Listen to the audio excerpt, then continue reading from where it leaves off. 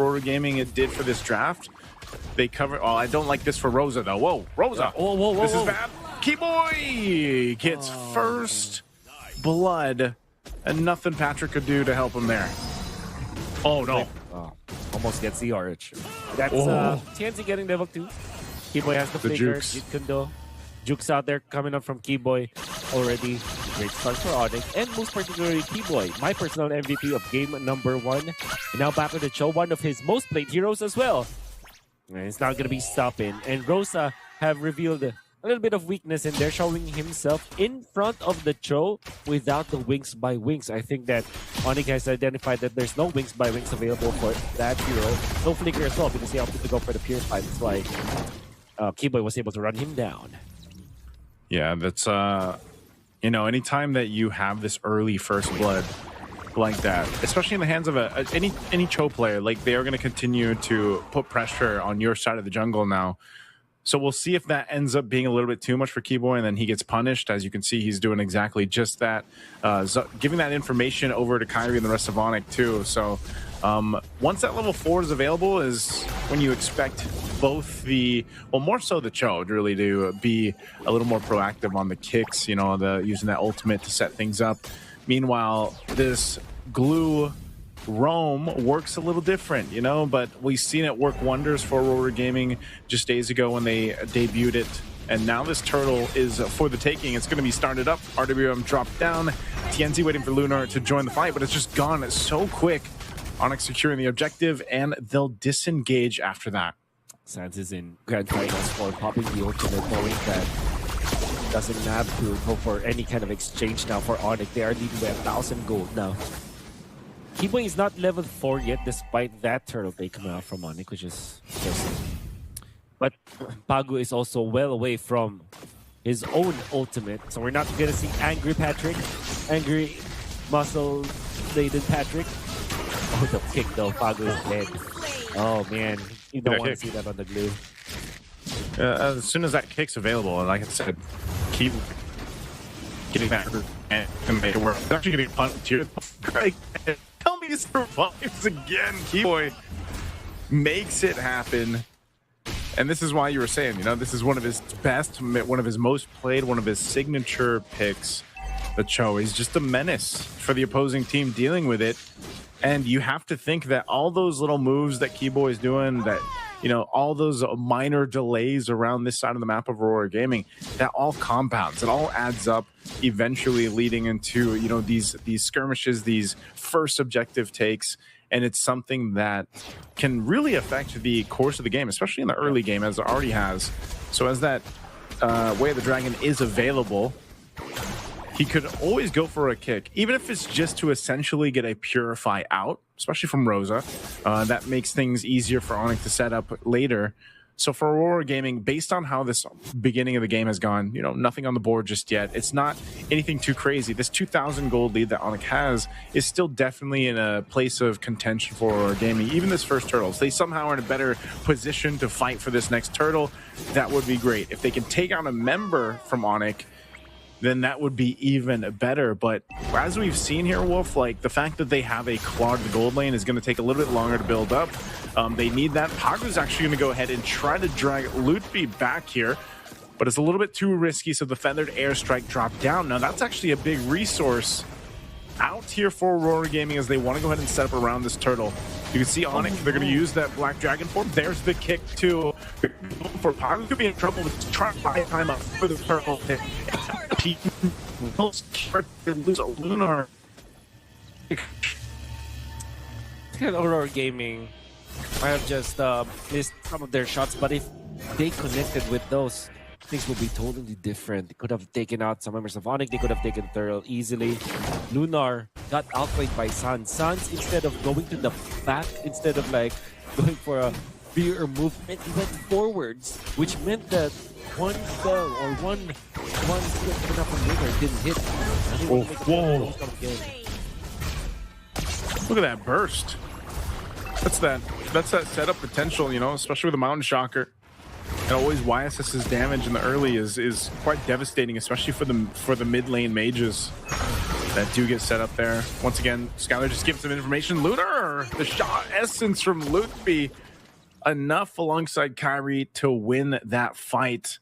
Right now, they're just continuing to build up on the lead they have here.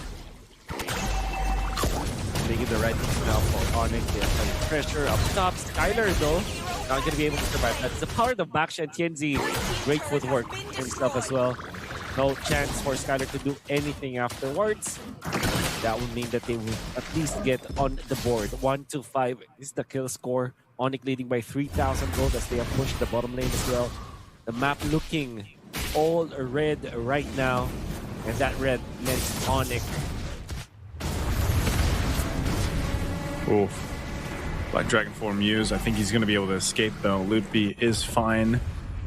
If you look at Aurora Gaming's chances of winning this game, because again, this is the grand final, it's best of 5. It's quite a bit of jump too in terms of the prize money between the first and second place here. And obviously, if Aurora Gaming can beat Onic Esports, that would be a huge statement here in Games of the Future 2025. And the way they're going to have to make that happen is allowing Sigiboom to get farmed up on this Claude. They're going to be rotating for this turtle. Once again, fighting for it. That's the kick, separating Pagu from the fight. Sigiboom gets the turtle secured now, and Loopy trying to get away as Lunar also on the disengage. Keyboy won't be able to catch him. Doesn't have the kick anyway. So once again, Aurora Gaming taking these little wins where they can. If that means getting a turtle, then that's something for them rather than losing everything. Although Pagu is really struggling to try to make it work this time around, it just seems like Onic saw that game. They know how to handle this glue roam. And so far, again, it's got to be a stack of compounding small wins for Aurora Gaming to get back into this game. Onic are doing the right moves. Fortunately for Aurora, still a bit of a, like you said, staggering some of the wins that they have with the turtle. TNZ. There's the kick. Feathered Airstrike, RWM, just right across the battlefield in the mid lane. It's chaotic, it's messy, but even under the turret they go. A double kill for Kyrie. Looking for more, forcing it under and in between the tier 1 and tier 2 turret. As 3 fall for Aurora Gaming. Man, Onic is just so good at juggling around the team fight. Huh? The fact that that was the team fight where everybody from Onic was ready and are well connected. Sans popping the ultimate very early. You would think that they will wait for an initiation first. Of course, they did wait for this kick, but even then, it actually set up for this huge jump ultimate to have so much value because it already threatened the members of Aurora and also landed so much damage already around. The way that Onic Esports are layering their skills are so good, especially because Keyboy's just been acting the map. So far has been phenomenal all throughout the tournament, but particularly in this grand final series, it's been instrumental to Onyx's wins in the early stages of the game. It seems like he's not going to be stopping as of this moment. It's already providing the vision for Onic as they set up for the Lord. It's such a weird chess game that has to be given to Aurora Gaming when they go into these fights. You know, they're not going to be able to really do much with this Lord as it's just kind of blitzed down. And so they have to prep up for the base defense. Now, that's what I mean. If they set things up, you're always seeing this. I mean, this was a classic mid lane matchup that you got to see so much before in the past, right? The Farsa and the Eve against each other. It's a circle and a square, basically, that everybody is fighting around. And, you know, unfortunately for Rosa, because of the first blood right off the bat, I just feel like Rosa really hasn't been able to farm up. And not only that, but also just hasn't gotten the most value out of the feathered airstrikes. You know, in comparison to Sans, how he's been able to go ahead and set up those real world manipulations for Onic to play around. But that's also much easier when you have someone like Keyboy so proactive on the Cho, starting things up. And with this Lord, it's going to make its way to that tier 2 turret. This is going to be an easy take for them. Lord swinging away there. We'll see if Aurora Gaming holds on to their Holy Defense shields. Tier 2 up top also going to fall. So we'll see. Once again, there's the kick. Way the Dragon. Feathered Airstrike going to be dropped down as well, but they're all out of range. RWM dropped down as Lunar all to himself. He falls, and now one of the turret. Loopy goes a little bit too overzealous, but still going to be able to survive. And now Pagu trying to bring back Keyboy, but he won't be able to do it either. So once again, Onic completely fine. They'll get these shields down bot, mid, and top. off that first Lord push. I'm just in awe of how Onic are able to avoid the area of control for Rosa. Rosa is a phenomenal Farsa player. I have been impressed in how he was playing this hero for a long time now. Ever since M4, when I saw him play this aggressive kind of Farsa, always on point with the feathered airstrike. I don't know how Onic does it. Is it from the pressure coming out from Keyboy? Is it just positioning? It's just the way that they quickly react to what Aurora is doing when it comes to those team fights, because it's great to see how they are able to avoid that feathered airstrike. At this point in the game, Aurora Gaming does not have enough of team fighting tools from Sigiboom. Despite Sigiboom having this free item power spike, Onic esports players are so tanky that Sigiboom will need another one, maybe another Malefic Roar on top of the items that he has right now. That means that somebody has to cut up the slack.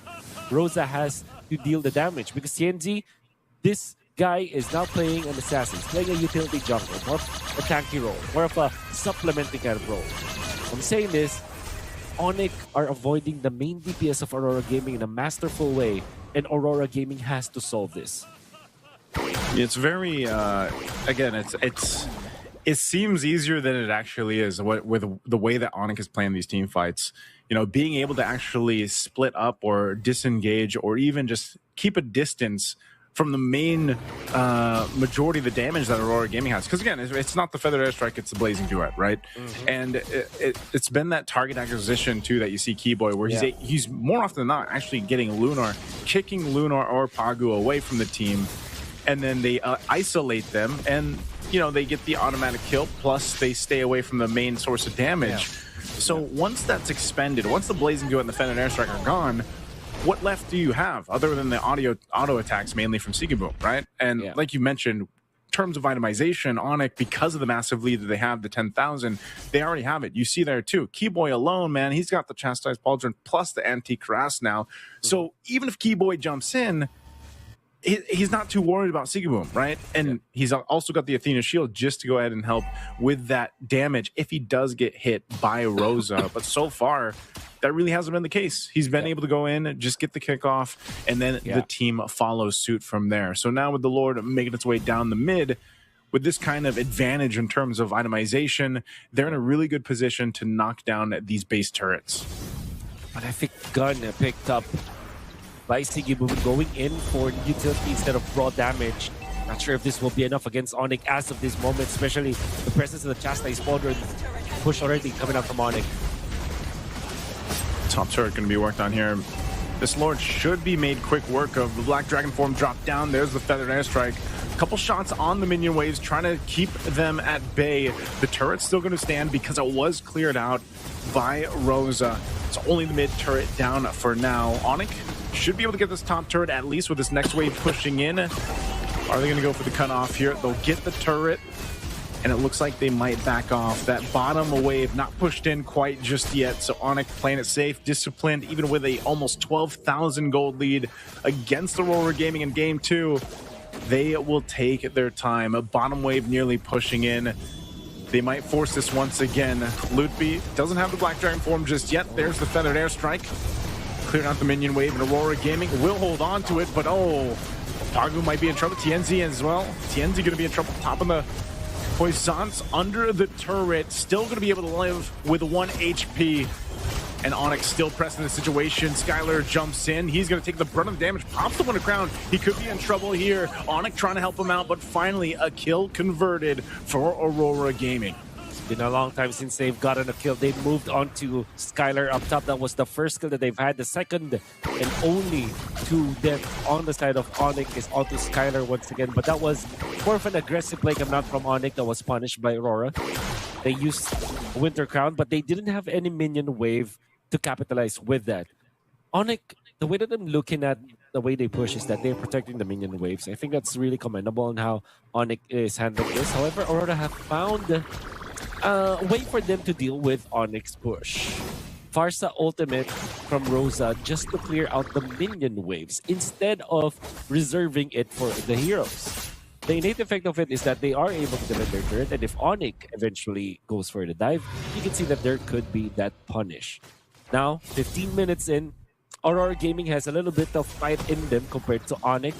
They still have 10,000, about 10,000 gold as an advantage for Onic, which kind of translates to them being tanky enough to frontline against Aurora Gaming. So this Lord is going to be tricky for Aurora Gaming for sure. See how they approach it, and if they even really want to get in range here. Onic will take their time because they know if they actually force a fight, there's potential that they could just end the game even without claiming this Lord. Skylar picking up his own chastised pauldron to go ahead and help with that damage coming out from Siggy Boom and that attack speed. So it looks like Aurora Gaming wants to fight for this one. Lord's going to be at half health. Onic, knowing that they have the advantage, they can let them go ahead and take most of that damage. So they force Aurora Gaming off the Lord, and they'll go in to clean it up to secure the Lord. And now Aurora Gaming, after needing to defend the base, they're going to have to defend it once again. Keyboy with the Winter Crown as the last pickup here for Onic. They're really feeling that this is their shot against Aurora Gaming to reach match point. They are going in for the jugular. What this gives Keyboy is that freedom to go in even under the turret. Ooh, they get a flicker out from Skylar. Good usage of the dangerous grass there on the near that base turret, but still they've got to deal with this Lord. It's only a small resource expended as well for Skylar using that flicker. He could just Falling Star Moon and following Keyboy here. So let's see how they juggle this around. That Feathered Airstrike nearly backed up for Rosa. They're going to need it here. They're going to hold up that Lord right in the mid lane. It's still going to be used to push them off. Pagu might be risking his own life just to buy time. Immortality bot as well. He's going to go down here. Onic picks up a kill, but the Lord has been done well. Now the Feathered Airstrike dropped down, followed by the Dragon of Form. They're going to force the fight anyway, and RWM a double for Sans. Lutfi could be in trouble here. The Blazing Duo with the Winter Crown. Nice setup from Siggy Boom as he BMIs back to safety. But the waves are pushed in, and Onic can just lock on the base to take and secure Game 2. Game number 2. That